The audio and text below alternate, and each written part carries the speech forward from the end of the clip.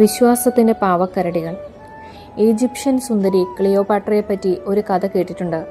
പ്രാചീന ഈജിപ്ഷ്യൻ ആചാരപ്രകാരം ശവശരീരം 3 ദിവസത്തേക്ക് മറവ് ചെയ്യുകയില്ലത്രേ. ക്ലിയോപാട്ര മരിച്ചപ്പോൾ ആ 3 ദിവസവും മുഴുവൻ ആ ശരീരം ഭോഗിക്കപ്പെട്ടു എന്നാണ് കഥ. അതേപ്പറ്റി ഓഷോ പറയുന്നത് ഇപ്രകാരമാണ്: എന്തുതരം മനുഷ്യരായിരിക്കും ശവത്തെ ഭോഗിക്കുക? ആദ്യം അത്ഭുതം തോന്നി, പിന്നീട് എനിക്ക് തോന്നി അതത്ര വിചിത്രമായ കാര്യമൊന്നുമല്ല. എല്ലാ പുരുഷന്മാരും അതുതന്നെയാണ് ചെയ്യുന്നത്.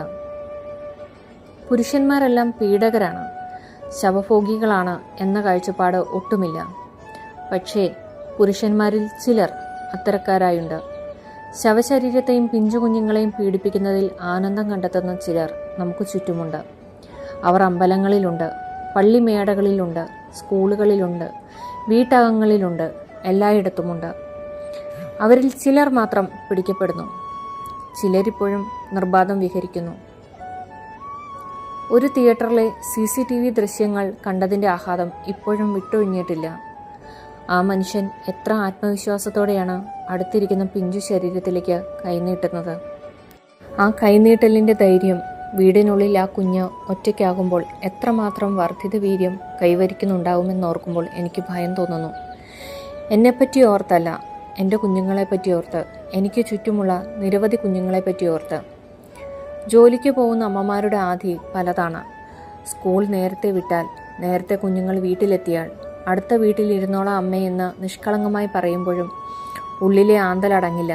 ഒന്നും ഉണ്ടാവില്ല, അവരൊക്കെ നല്ലവരല്ലേ എന്ന വ്യാജ സുരക്ഷിതത്വ ബോധത്തിലേക്ക് മനസ്സിനെ തള്ളിവിട്ട് അതിർത്തിയിലെ പട്ടാളക്കാരെ പോലെ പരീക്ഷാ ഹാളിൽ അങ്ങുമിങ്ങും നടക്കുമ്പോഴും ഉള്ളിൽ നേരത്തെ വീട്ടിലെത്തിയ കുട്ടികളുടെ മുഖമായിരിക്കും. ആ വീർപ്പുമുട്ടൽ ഇനിയും വർദ്ധിക്കും. ഇത്തരം ആളുകളെക്കാൾ ഭയപ്പെടുന്നത് അവരെ പിന്തുണയ്ക്കുന്നവരാണ്. തിയേറ്ററിൽ വെച്ച് തനിക്ക് നേരെ നീണ്ട കൈകളെ കുട്ടി തട്ടി മാറ്റിയില്ലെന്നും അതുകൊണ്ട് അത് ഉഭയ സമ്മതപ്രകാരമുള്ള വിശുദ്ധ ബന്ധമാണെന്നും പറയുന്ന നീചജന്മങ്ങളെ നിങ്ങൾക്കറിയാമോ?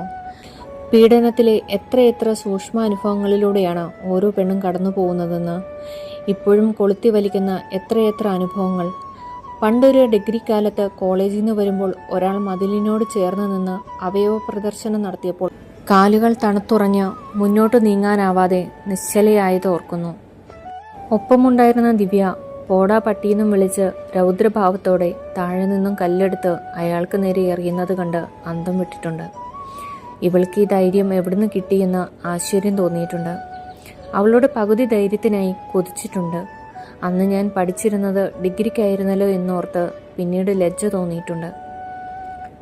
ചില ധൈര്യമില്ലാ കാലങ്ങൾ മനുഷ്യരുടെ എല്ലാം ജീവിതത്തിലുണ്ടാകും. ചില നിസ്സഹായതകൾ നമ്മെ നിശബ്ദരാക്കും. ഒരു നേരത്തെ ഭക്ഷണത്തിനു വേണ്ടിയോ അടച്ചുറപ്പുള്ള ഒരു വീടിൻ്റെ സുരക്ഷിതത്വത്തിനു വേണ്ടിയോ മനുഷ്യർ ചിലപ്പോൾ പുഴുവിനെ പോൽ ചൂളിയൊതുങ്ങും. ആ നിസ്സഹായതകളെ പരിഹസിക്കരുത്, സമ്മതമായി വ്യാഖ്യാനിക്കരുത്. ഭൂതകാല കുളിരുകളെ അധികം എഴുതാറുള്ളൂ. വർത്തമാനത്തിലെ ചില പൊള്ളലുകളുണ്ട്. തുറന്നെഴുതിയാൽ അത് പലരുടെയും സ്വകാര്യതകളെ ബാധിക്കും. പലതും എഴുതാനാവില്ല.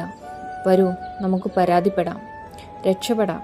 ഞാനുണ്ട് എന്ന വാക്കുകളിലൊന്നും ആത്മവിശ്വാസമില്ലാതെ, വേണ്ട ടീച്ചറെ, ആരെങ്കിലും അറിഞ്ഞാൽ ഞാൻ മരിക്കും എന്ന ആത്മഹത്യാ ഭീഷണിയിൽ നിസ്സഹായിയായി എന്ത് ചെയ്യണമെന്നറിയാതെ ആത്മനിന്ദയോടെ നിന്നിട്ടുണ്ട്.